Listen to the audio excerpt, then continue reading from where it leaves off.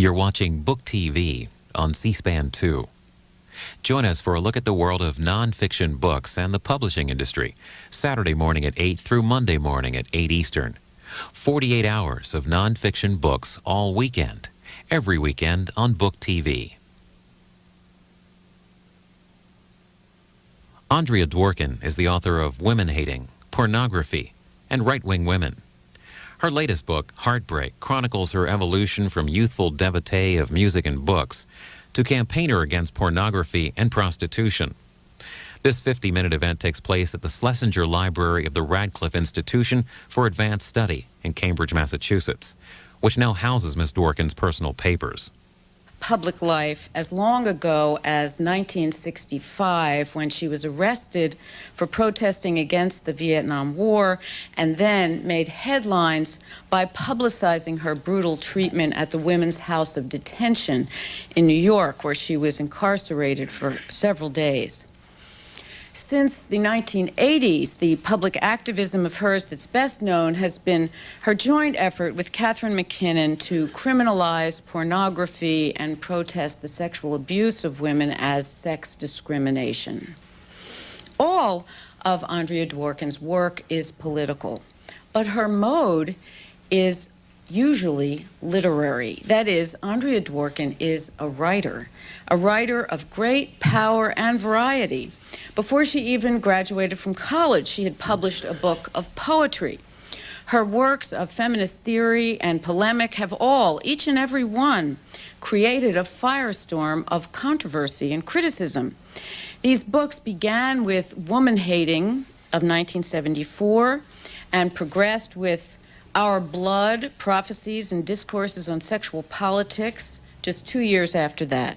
In 1981, she published Pornography, Men Possessing Women, whose title virtually says it all. In 1983, she wrote the prescient analysis that she called Right-Wing Women.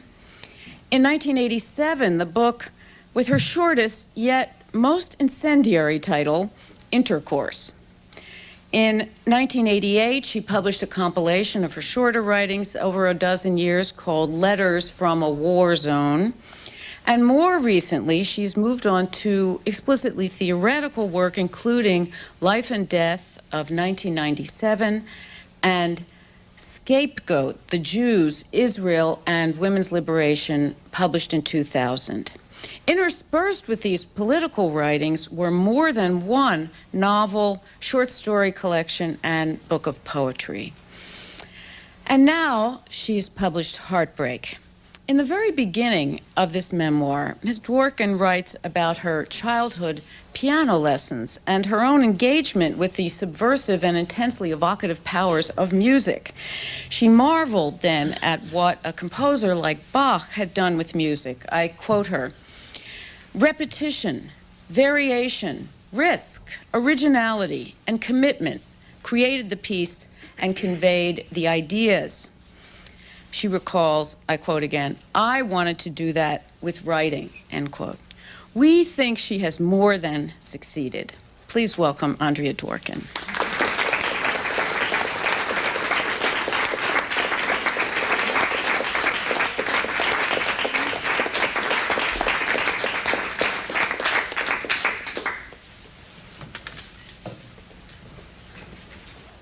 Thank you very much. I'm very honored by that introduction and very honored to be here and to have had my papers acquired by the Schlesinger Library. It's something that somebody like me could never imagine. I'm not one of the ladies. Radcliffe is not my home. Harvard is not my home. And yet when I think about the Schlesinger Library, I do think about one thing that's very important to me, and I think probably to most women, and that's survival, what survival means.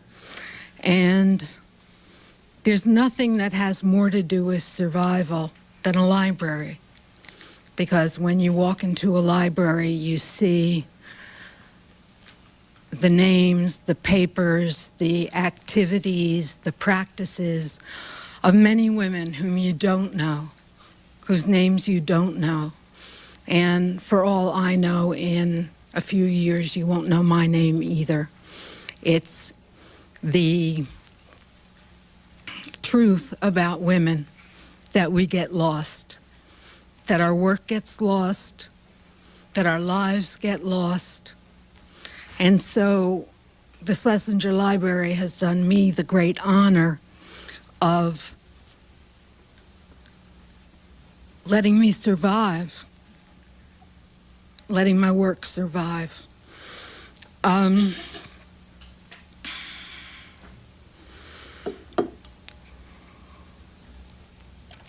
The women's movement has many ways of approaching survival, and one of them is a rather sad one, which is that we wanted very much for gender not to be divided into men and women. We wanted gender to be something that we all shared, that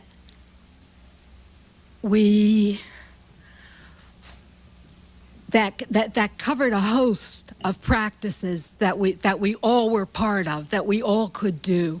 Women had been so left out of so many things, so many activities, so many professions, so many ways of writing and thinking and being and doing art and doing music and doing crafts and doing what were considered the male ways of living, mechanics and engineering and doctoring, and we women were left out of all of that.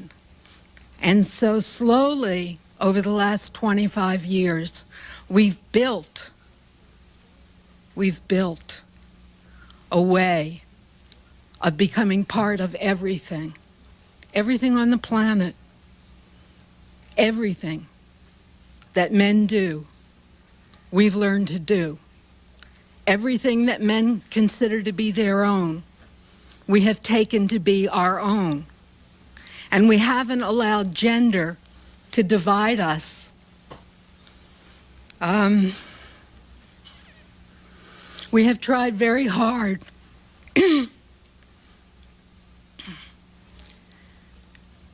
to build up an ethic of loyalty, woman to woman, so that we could touch hands and hold hands and together accomplish what we couldn't accomplish alone. And so loyalty became one of the great ethical stances for women, and that means for women in libraries too. To talk about anti-loyalty is to talk about anti-feminism. It's to say that women aren't worth very much, that the loyalty of women one to another, that's not worth very much.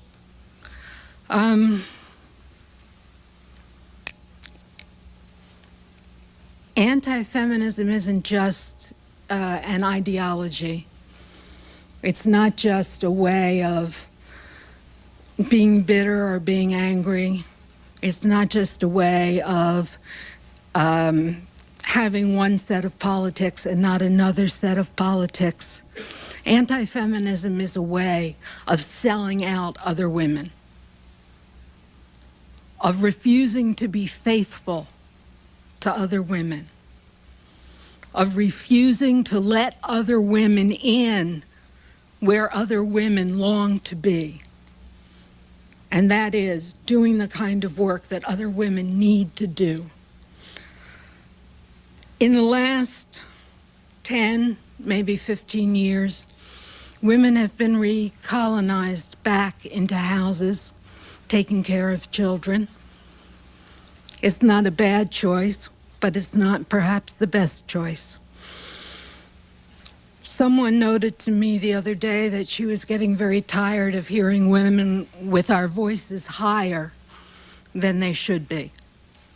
that we're all raising our voices as men lower them and have deeper voices, more bass voices. I've noticed that we accept boundaries that we shouldn't accept, boundaries that 20 years ago we determined not to accept. What happens when women are in the houses with the children, among other things, is that women get beaten up. Women suffer battery. Women have nowhere to go.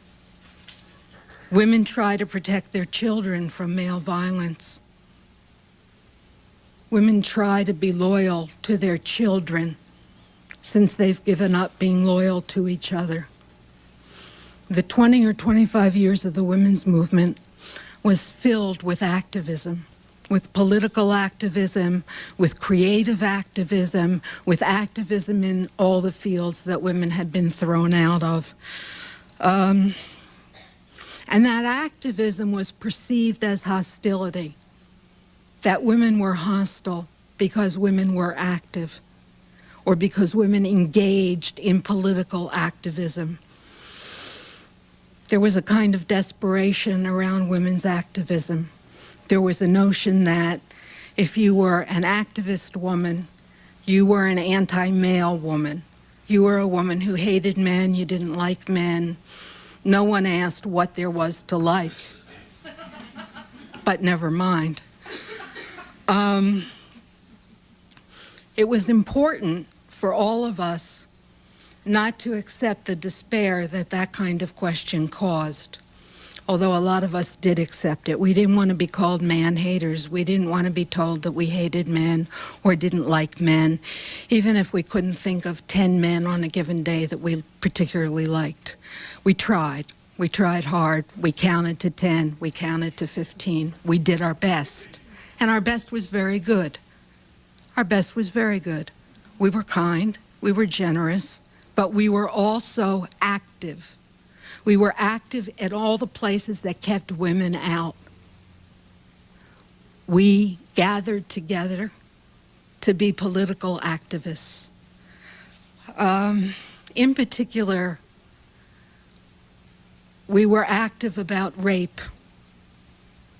We didn't want it. For decades and decades, we have been told that rape happened because we wanted it. We knew we didn't want it. And so we became active against rape. We changed social policy about rape. We stood with each other. And we refused to accept that rape was something that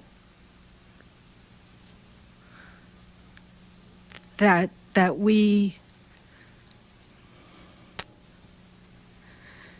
would accept into our lives. We refused to accept that battery was something that we would accept into our lives. When we looked at rape, we looked at stranger rape. It was easiest to look at stranger rape because who were those guys anyway? And they were easier to convict of the crime of rape. But in point of fact, most rape is committed by acquaintances. Most rape is committed by men we know. And we haven't faced it yet. One of the questions I leave you with tonight is, are we going to face it? Are we ever going to face it? When are we going to face it? How are we going to face it? Are we going to face it together? Or are we going to leave women alone to face it alone? We tried to deal with battery in the courts. We tried to face what battery was. Women were left to face battery alone. Why? Why were we alone?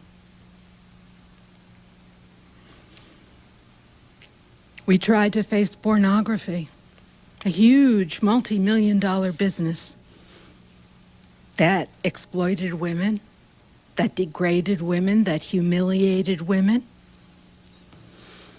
Most of the women in pornography are women who were children who had been abused, They were children who ran away from home. They were children who had nothing of their own, and pimps picked them up, and pimps used them, and pimps sold them. And thus we have the pornography industry. We have with pornography a map of male supremacy. We have a map of women who have nowhere else to go except to be in that picture and to be sold as part of that picture. And finally, we have prostitution, where women are out on the streets, those same women who didn't have a home that was a safe home, that was an honest home, that was a home where their fathers didn't rape them. Because the main aspect of prostitution in the United States, not everywhere, it's different in different countries, but in the United States, is incest. And when you look on any street corner and you see women selling themselves, you are looking at an incest victim. Women want to have an interior life. Women want to be able to know what introspection is. Women want to have a self that's real, not one that's torn up into little pieces and thrown out with the garbage. Women refuse self-annihilation. Women want time alone to do creative work. Women want to be able to be one woman alone, as well as women want to join with other women and be loyal to other women. There's a raging theory going on now, which is why do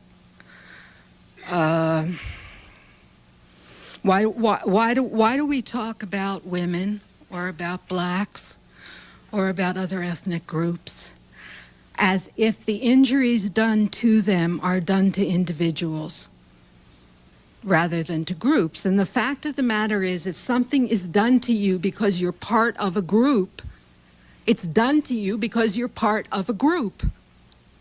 If it's done to you because you're a woman, it's not done to you because you're Andrea or Susan or Felicity. It's done to you because you're a woman. And somebody noticed that you were a woman, and somebody decided to hurt you because he wanted to hurt a woman. Not you in particular, a woman, any woman. You also. And you're not free of it.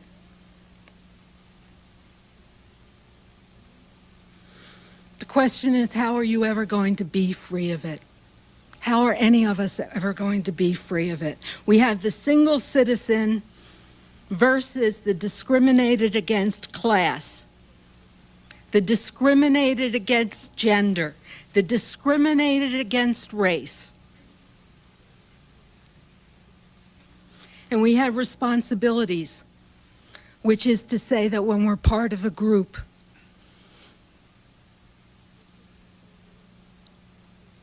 we can't pretend that we're just alone. Now, we've made a lot of progress, especially with laws, especially with reforming laws. We've reformed rules of evidence, some of them, not enough of them, especially not for rape victims. We've changed laws. We've faced the failure of the legal system to give us what we need, which is the conviction of the guilty person, the conviction of the defendant who is guilty. We have women practicing law now. I can remember 20 years ago when women were told that they couldn't make legal arguments in courtrooms. They weren't smart enough. They weren't loud enough. They weren't brave enough. And now in every courtroom in the country, you will find women. The problem is, are women drones? Are women just people who take on the system and do what the system says? Or are women going to do something different than that? Are women going to make law different than that? Are women going to make law, the kind of law that takes care of the rape victim, that takes care of the battered woman, that takes care of the woman in pornography, that takes care of the prostituted woman? I think that that choice hasn't been made yet, and I think we have to make that choice. When I come to a library like the Schlesinger or any other library, any public library, I think about intellectual independence for women and girls. I think about teaching girls that there's a wide world out there for them, that they are allowed to have access to that wide world. I think about teaching racially and racially stigmatized girls, especially in this country, that reading and writing is for them, that they have reasons to read and to write, and that reading is a kind of traveling. It's going places with your mind. It's using your mind to understand that there's a big world out there. The library may be the quietest place that women ever go, but it's also probably the most important. The worst thing about what happens to women is that women are taught to conform. Women are taught to conform in terms of dress, in terms of behavior, in terms of belonging, in terms of being stupid.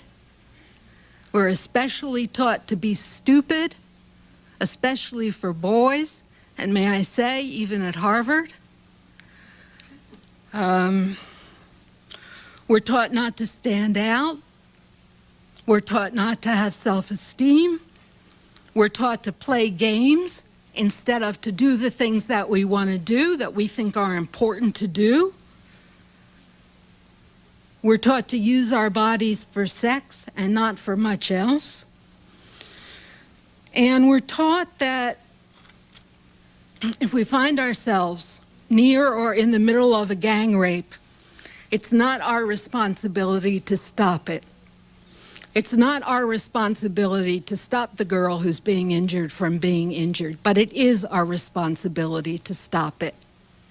And if we don't stop it, we're traitors. We're traitors to our sex, we're traitors to ourselves, and we're traitors to each other. When it comes to memory, we don't know enough. We haven't learned enough. We have to learn how to remember things, including the things that happen to us. We need to remember the map of a girl's life. We need to think about genius and gender. We need to have ambitions for genius that go along with gender. We need to accomplish what only memory can accomplish.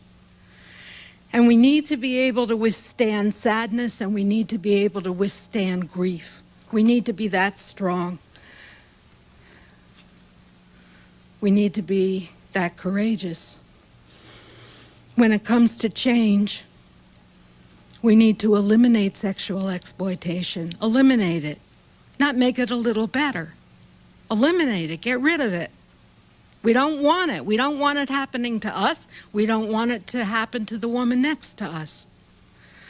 We want to eliminate rape and battery. Not just make them a little better, eliminate them. Not just be a little bit nicer to the boy who might be the rapist. Eliminate his ability to rape. Not just be nicer to the man who's charming, but a batterer. Instead, eliminate his ability to batter. We need to get rid of pornography and prostitution. And the only way that everything is going to change is if we change. We've just begun. We have a lot to do. It's not over. We're not finished. And I thank you very much.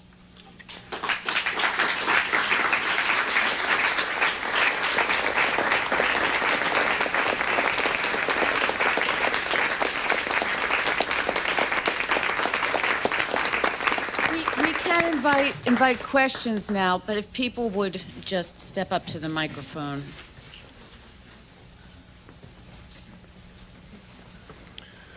Regarding women who have to stay at home and subject themselves to being battered, and they have to protect their children from battering, we have to keep in mind that women are the principal batterers of, that is to say, mothers are the principal batterers of their children as opposed to the fathers, and they are in the majority when it comes to killing their own children.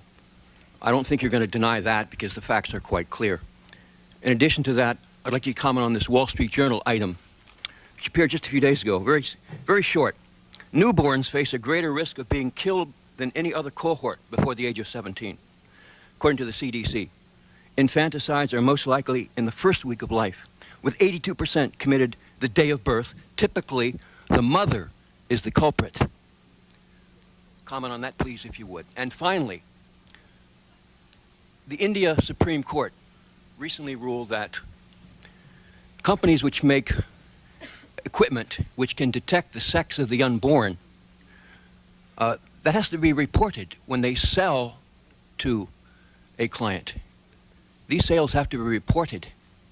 You see, there's a great disparity now in India regarding girl babies being aborted. There's a huge disparity, increasing. But my question for you is, are you bullish on abortion for sex selection purposes? Or does this type of abortion upset you at all? Okay, why don't I answer the last first, since from my point of view it's the easiest.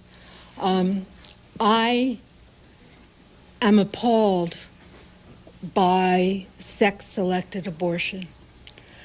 And I'm appalled by what's going on in India, where female fetuses are the ones who are aborted, and where men become millionaires in the business of aborting female fetuses. Same thing happens in China.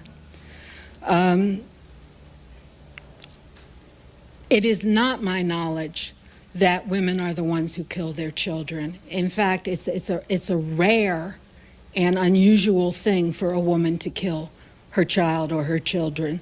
We hear about it when we hear about Andrea Yates or Susan Smith, but we don't hear about it in the commonplace. We do hear about men hurting their children and doing what's called killing their whole families. I mean, they kill the mother, they kill the children, they kill themselves. And because they seem to kill themselves also, they are taken to be not specifically killers of children, but they are killers of children. So that's my answer to you.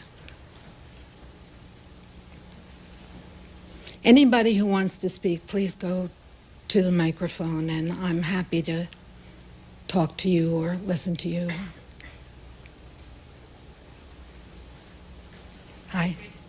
Good to see you. I'm still trying to get over the Morrison decision, where the Supreme Court, by a 5-4 majority, struck down the civil right to be free from gender-motivated violence, which, as a lawyer, I saw as the most important development to happen pretty much during my lifetime.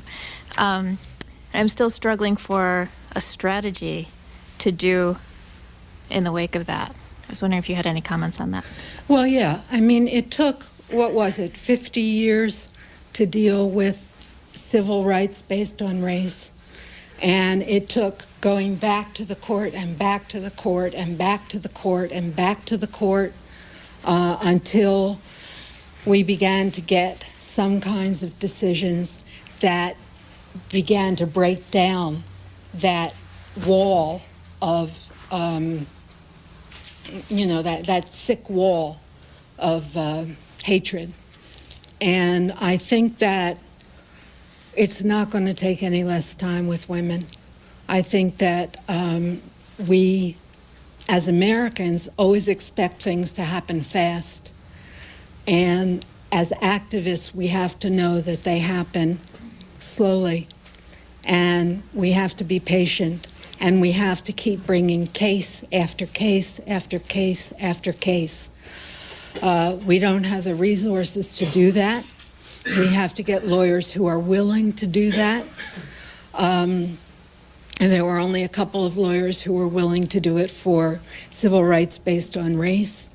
There are only a few lawyers who are willing to do it for women. And it's going to take a very long time. But we should remember that we're a majority, so that we might speed things along. We have made a lot of progress in the last 25 years. Yeah, you know, we're a majority, but we're not. We're a majority in terms of numbers, but we act as if we're a minority. We act as if we have no power of any kind, and as if we have to look to the men around us for any power that we're going to have. So until we begin to learn that we are a minority in the way we act, we're not going to be able to move any faster than we're moving. And I mean, I'm sure many people here, along with me and along with you, are very frustrated by that. But the fact of the matter is that by turning our power over to men, we just become more and more disenfranchised. And we turn it over to men in every area of our lives, including the legal area.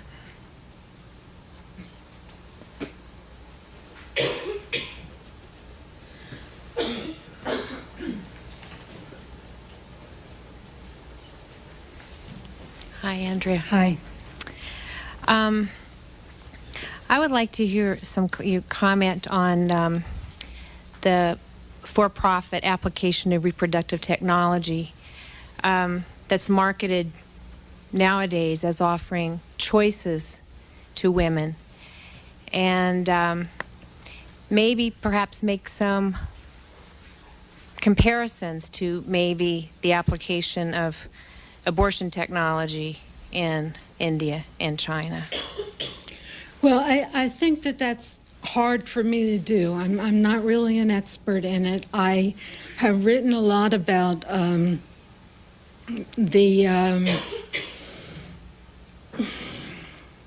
infertility technology, and I think that as long as for women being somebody means means having a child, means having a sense of self that comes from having a child, I think that we're lost.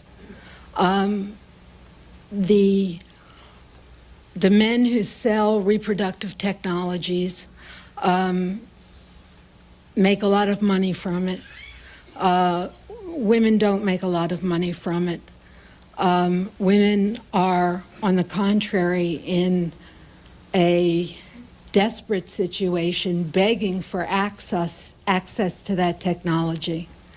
And so I think that what we have got to do is to somehow deal with the fact that so many women want to be mothers. And I say that not out of disdain for motherhood, but I say it because it's not true that all these men want to be fathers. It's just very easy for them to be fathers. You know, all they have to do is have a woman who has a child. That's all they have to do. And then after that, they don't have to do any more. It's good when they do more, but they don't have to do any more. So I think that for women, many women that I know who were and are very strong feminists have wanted still to have a child more than they've wanted anything else. And I can just tell you that I don't understand it. You're welcome.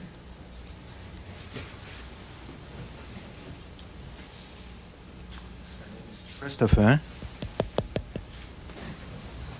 does it work? I think it does.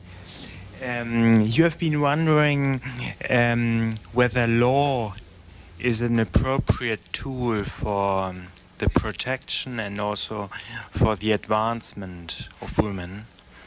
And I share your doubts in this respect.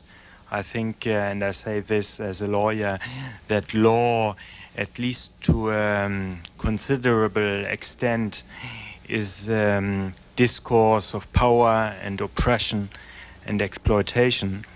And that is why I see a problem with the use of law in the protection of raped women, as well as for the protection of people who have been aggressed or discriminated for, I don't know, race or ethnic origin or similar reasons. I think it is necessary to have, for instance, rapists convicted by the courts, but at the same time, this seems to me problematic to me because it supports the overall repressive contents or repressive tendency of the legal and especially the criminal system, which seems to me to be a sort of organized vengeance. And I'm wondering whether you have a strategy perhaps to deal with this ambivalence. Well, what I feel about it is that we have to use what we've got. And what we've got isn't very much. And we have to find some way to keep the rapists off the street. Now, there are different ways of doing it. Law is only one way of doing it. I myself favor violence deeply. I favor it. And the reason that I favor it is that the law isn't working. And as long as the law isn't working, women who have been attacked or who are being attacked need to be able to understand that they have a right to defend themselves against anyone who is attacking them. Many people prefer the legal system. I don't blame them for that. I wish it would work. It's not working. We have another 50 years to try to get it to work. We have a woman whose name I'm not remembering right now, who killed a pedophile, who raped her son. It was clear that he was going to be acquitted, so she shot him. In my view, she did the right thing. I admire her for what she did. So I'm willing to sit down with my sisters and think of a dozen other things that we can do that are not terrible things to do. But we have to do something. We can't do nothing. That's my answer to you. Thank you.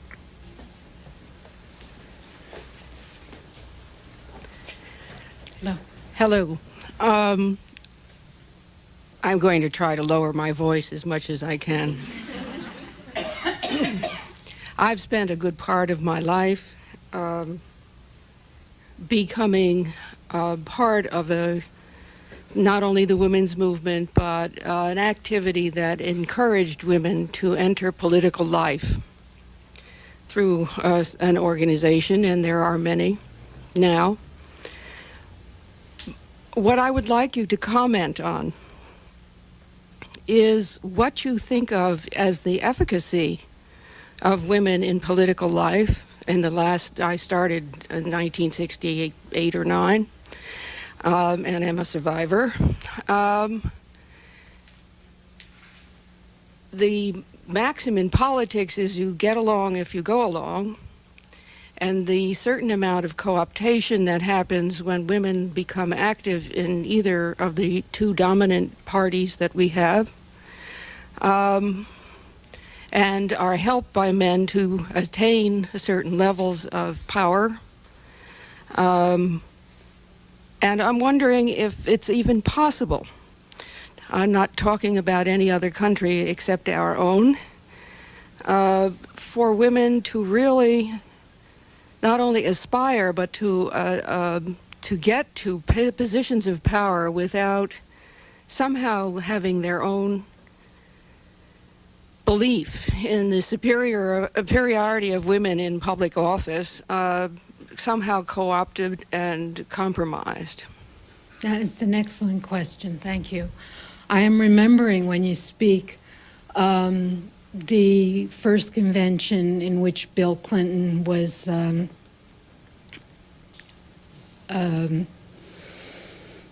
got the nomination for president, and there were probably more women, political women, inside that convention than ever had been before. Many of us had a demonstration outside of the convention. We weren't allowed in. We didn't feel we needed to go in. We had a lot to say, and we wanted to say it out on the streets. What happened was that the women inside the convention didn't invite us in. Instead, they all came out to use our forum. And one of the things that enraged me about that was that we didn't have any other forum. We only had those streets. And they had many forums. And because they were women of importance, the microphone was given over to them, and they got to speak. In the next many years, they sold many of us out, some of them by, in my opinion, by supporting Clinton through the Lewinsky business, some of them through supporting Clinton when he was accused of raping Juanita Broderick. And we seem to have a choice between the policy stance of Clinton and the women who supported him versus the terrible things that he had done to so many individual women. And the women who were part of the Democratic Party did not help us when we were trying to deal with the women he had hurt. They never helped us. They didn't help us at all, not one bit. And my view became that they were worthless to us because they didn't do anything. And that's my opinion. They had a responsibility to do something. They had to do something, and they didn't. In response to that, yes. This morning's paper had a picture of a man who has since 1970 represented himself as the next JFK, and is running for president probably after he is reelected as a senator from this state. He had with him something like 6, I think, if not more, women who were United States senators who were there to support him, and uses his wife's money very usefully. And I was reminded when I read that at a time when he was desperate to become lieutenant governor in this state, there were 3 very wonderful women who were also candidates for that office. And he said to me when he was asking for my support, that he could do more for women than any of the women who were running as well as he was. In response to what you're saying, that is another example of how women who attain a certain level of power are co-opted. Yes. And I would like to just add one other thing, that in earlier times when I was speaking on this problem that we have in this country, I use the term the seduction of access. This is in response to your story about the conventions, many of which I have partaken of myself since 1972. We have achieved certain kinds of things through the platform that we have had, which is then, of course, ignored by the candidates once they are nominated. But to have access to power is not the same as having power. And it is my opinion that until we have a majority of women like you and like myself and others who would support women who support our concerns, and we have a woman president and a vice president, as we now have 2 men in those offices, that we are never going to achieve political equity in this country. And I think that supporting other women who support our concerns is the only way. And I thank you for this opportunity to speak. Thank you. Thank you. We have time for just one more question so that we can still have a space in which the books can be sold and Andrea can sign for those who want to buy her new book. So let's have this Hi. Hello. My question has to do with the ethic of loyalty and bridging the gap between groups of women in terms of color and ethnicity. I know that a lot of feminist organizations I've been involved with have been mostly white. Now that has a lot to do with where I've lived in the past also. Coming from northern Minnesota, there wasn't a lot of cultural diversity. But even, looking around the room today, I see there's a little bit of diversity, but not a lot. And so I was wondering if you had any experiences to share with us. How do we address this issue? And, if anyone else has any points, I'd be happy to hear it. No, thank you for the question. When we were working in Minneapolis about the ordinance that defined pornography as a civil rights issue, we had an enormous amount of diversity, what you're calling diversity, which is to say that we had people of many different ethnic groups. And even though the city was 96% white, we had a much higher, we had a very high black group of women, and we had a very high American Indian group of women, that being the preferred nomenclature of those women. And we didn't find it hard to work together as long as we were working on something. As long as we were working on an issue, we were okay. It was when we started talking theoretically that we had nothing to say to each other. It seems to me that a lot of the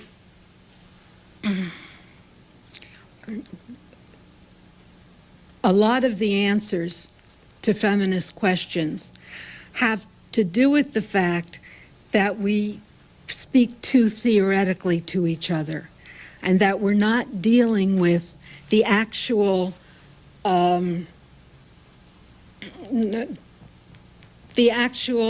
practices that have to do with our lives. And when we deal with those practices that have to do with our lives, we can get along because our lives are at stake and we know it. And when we know it, we don't put it aside. We keep it straight in front of our eyes.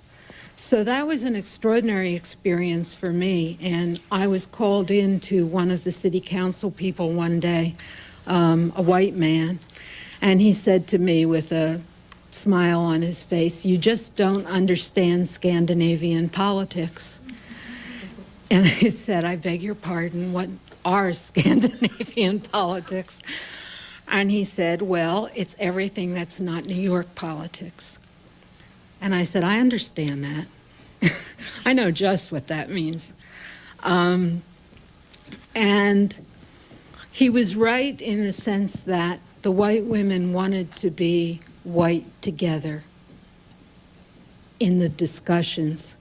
But because we refused to let that happen, the white women weren't white together.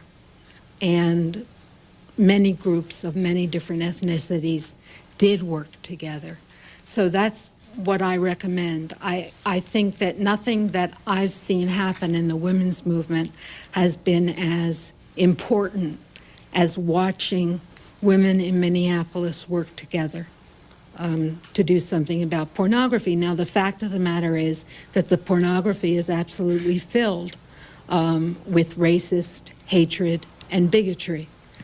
And not to include women of all ethnicities would be to ignore what's in front of your face. So a lot of issues are like that. They're filled with harm and injury to women of all ethnicities. And so if we work together, we can get somewhere. And I think that for Nancy, that was the last question. Is that right? Well, you said you had a tolerance for a certain amount of time, Yes, and I think right. we've reached that time. Thank you very, very much. Thank you. Thank you.